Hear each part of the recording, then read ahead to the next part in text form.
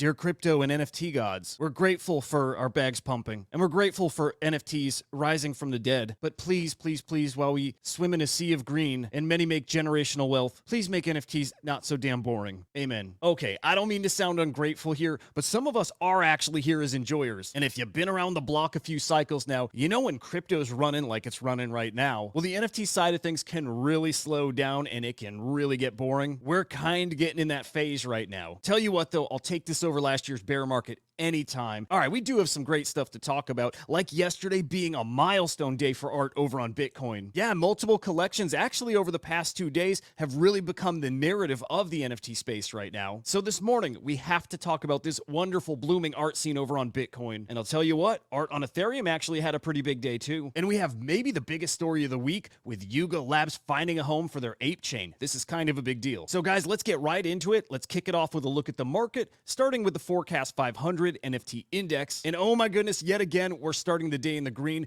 This morning up 0.36%. And on the week, you see we're up 3.2%. This is yet again thanks to those ever increasing prices of crypto you see here. Yes, that sea of green means the value of your NFTs is rising along with crypto. Now, a really interesting day of sales yesterday, with sales throttling back to 32.6 million. Unique sellers and transactions both falling. But look at trade profits here, falling to negative 11.9 million. Guys, that'll take a little time to dig into and see where those losses are coming from. I suspect there's wash trades or maybe some shenanigans involved there, but maybe there were some big pricey items that were sold at a big loss yesterday. I will be diving into that later today. For right now, we're looking at who's moving the market in the past 24 hours. Pandora yet again can't be dethroned. They're at the #1 spot, followed by the General Ordinals Collection, the Transdimensional Fox Federation, Pudgy Penguins, Bored Ape Yacht Club, Doodles, ArtBlocks with a big sale yesterday, D-Market, Gods Unchained, and the Moonbirds rounding out your top 10. And your top NFT sale yesterday, one of those historic autoglyphs. Yeah, one of these selling for 96.25 ETH. Guys, that's $263,000. And would you look at that, the iconic TThug's making an appearance here. Okay, for real, I have no idea what TThugs are. So I did a little digging, and I think I found my forever PFP. Guys, I need a TThug badly. As far as those 50 ETH sales, though, I don't know about that. Something seems a little sus there. Donnie Brasco, you gotta tell me, brother, what's going on here? Now, I mentioned at the start that art on Bitcoin's really our top story of the day, and I gotta say, this story really does excite me. Because yesterday, we saw both FloraForms by Harto and Flares by Far. Well, those hit secondary markets, and we got a taste of what the demand for art is going to be on Bitcoin. Couple points about FloraForms, which, by the way, just a gorgeous, gorgeous collection here. So far, the collection, which I have to remind people was a free mint, well, it's done 17.5 Bitcoin in volume. And guys, I'm going to say the average sale price on secondary was 0.005 Bitcoin. So this would be a very, very rough estimate, but we've seen around 3,500 sales take place in this collection, and it's been less than 24 hours. What I'm also noticing, and I hope you can see this here, the unique owner count right now at 4,700. Well, when this collection first minted out, that number was over 5,000, more like 5,100. What that tells me is we have collectors accumulating more pieces. There's a lot of believers in Harto and his work. I think you're seeing that reflected in that number decreasing. Now, the Flares collection by Far, this was a really interesting mint that happened 2 days ago. This was a Dutch auction that ultimately sold out at 0.015 Bitcoin. And you can see right now the floor up pretty decently from that at 0.023 Bitcoin. Guys, keep your eyes on Flares and Floras. We're going to learn a lot about the Bitcoin art ecosystem based on how these two do. Right now, there's 10K collections like the Bitcoin Puppets holding a 0.065 floor, Node Monkeys, another 10K collection holding a 0.16 Bitcoin floor. So this just tells me that there's a lot of potential for these art collections who so far haven't managed to see those kind of prices yet. And actually, guys, the hot art collections wasn't just exclusive to Bitcoin yesterday. ArtBlocks on Ethereum had a curated collection called Proscenium that minted out at 1.2 ETH. Actually, at this point, under mint price. A gorgeous collection nonetheless. I love this one. Now, non-art collections actually struggled yesterday, including one that's backed by a big native Web3 brand. So this Bitcoin collection named Bits. Well, this collection is either partnered with or part of the Deadfellaz family. And guys, they just couldn't sell these things. I believe this was a 6,000 edition collection that they've now cut to 3,000. But even at 3,000, they've only managed to sell around 600. So will this impact the team's plans for the project? Stay tuned, I guess. Now, while I said Bitcoin art was our our narrative, our big story of the day yesterday, there actually was a story that was bigger than any one day. Because yesterday, the ApeCoin DAO voted to build ApeChain over on Arbitrum. Guys, this is a really, really big deal, seeing Yuga Labs move to a layer 2. So yeah, it seems like Arbitrum will be the home of ApeChain, also the home of Pixel Vault's Battle Plan, the Wolf Game, and Loopify's Treeverse is going to be over here too. Also the Forgotten Runeverse on Arbitrum. Now you can add Yuga Labs to that really impressive list, and just have to remind you, the reason for this move, remember last week the Legends of the Mara debacle? Yeah, Ethereum's just way too expensive for frequent transactions. So if the game had already been on Arbitrum last week, we would have seen none of that FUD. Transaction costs are just pennies. So a really big deal for Yuga Labs, a big deal for Arbitrum of course, and really a milestone moment for the Ethereum NFT scene here. Yuga Labs building core products off of mainnet, yeah guys, it's a big deal. Now we'll end here with a story that I'm sure nobody but me cares about, but if you ordered that Final Fantasy VII statue 2 years ago, remember this comes with a paired NFT. Well guys, no joke, after almost 2 years, these are finally starting to ship. That NFT, by the way, I'm gonna bet you it's just a JPEG like this, but 2 years ago, Square Enix dropping an NFT was a big deal. Today, meh. Guys, I hope you have a fantastic Thursday, and thank you like always for watching the show. If you're not subscribed, make sure to head over to Inside NFTs on YouTube and subscribe to the channel. Lots more content over there. Also, remember to catch the NFT live crew. That's at 1 p.m. Eastern time, both on X and on YouTube. And then tomorrow, guys, I'll be back with another NFT market update.